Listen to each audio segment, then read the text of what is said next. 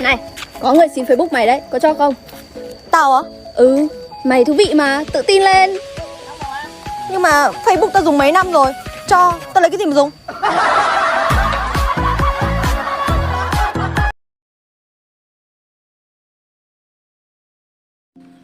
Hoa làm gì vậy?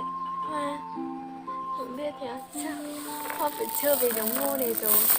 Để chúng vào bao, thế nên không có like được với Mộc nữa. Bữa nay không có like được,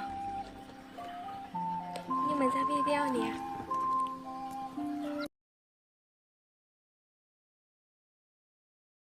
Hoa ngây thơ dễ thương đâu rồi? Ủa, thế đấy không phải Hoa à? Hoa không giống Hoa nữa. Hoa giống ai bây giờ? Mọi người nói, nếu mà ai nói đây là Hoa thì Hoa sẽ tặng một cái kệ mút này. Còn nếu ai nói đây không phải là Hoa thì tặng lại Hoa 10 cái kệ mút nha, nhớ chưa? Ừ.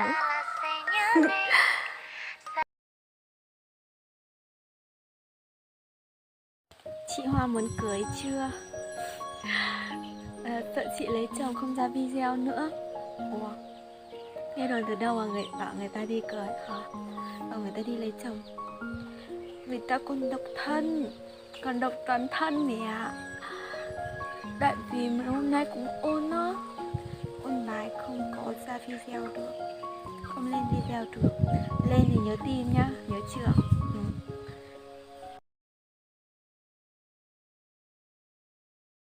Kể ra mày mà làm con dâu cô thì cô đỡ vất. Con trai cô làm gì?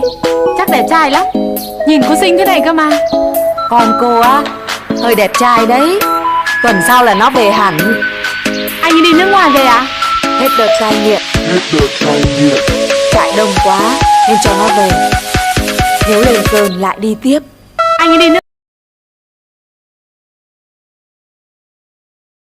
Tôi trên mạng. I don't know what you heard about me. Ngoài thực tế mặt cười.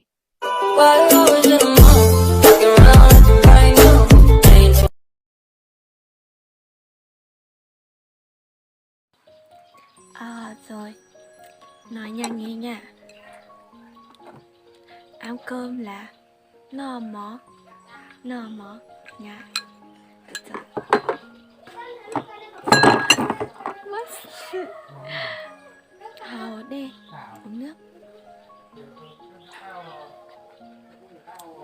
Còn đi ngủ là ngủ bư nha. Rồi, được chưa mọi người? Hiểu không?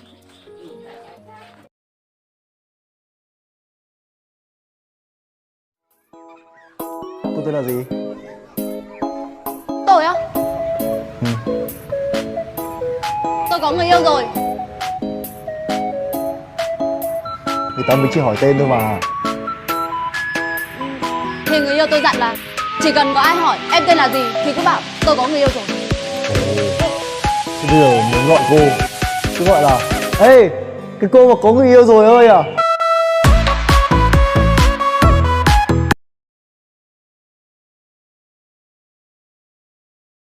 Chị bán em ít dưa nào. Mua dưa á? Không, không có bán. Không bán đâu, chỉ tặng thôi. Ai muốn tặng nào?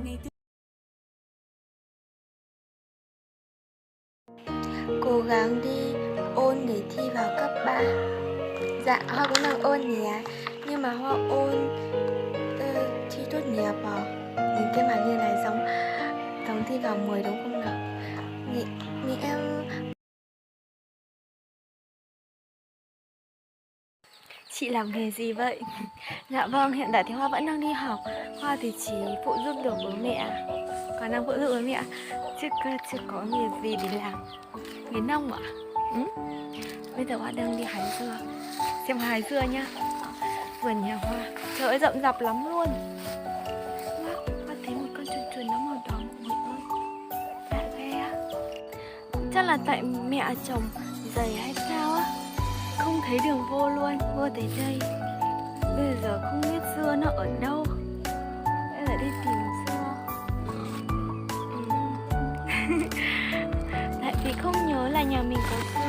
Hoa không hay đi hái. Không hay đi hái. Trời, đừng có bảo từng tuổi này mà đi hái dưa cũng khó. Lại nha. Trời ơi, tại thời gian có hạn nên Hoa hái được có mỗi một quả. Nhưng mang cả rồi. Rồi lại món Hoa dạy à? Thì chị phải học nha. Dạy mà không học. Tạm biệt là bye bye. Hoa không biết là mọi người gọi như nào nhưng mà Hoa gọi là bye bye mà. Hoa chỉ biết là bye bye thôi. Tạm biệt à? Còn đi học là mù. Mù cạn đáo. Mù là đi nhá. Đi chơi là mù oxy. Hiểu không? Đọc được không? Không nghe không có được thì nghe đi nghe lại video nhá.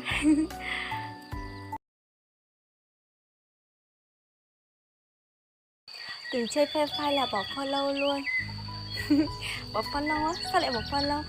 Hoa định bảo là mọi người dạy Hoa chơi mà. Thế bây giờ lấy follow hay là chơi ta?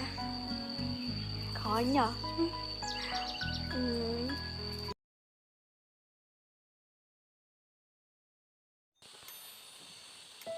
Như này thì chả lấy sao ta? Ngoài kia bao la sóng gió, anh có ở đó thì về chân bò với em.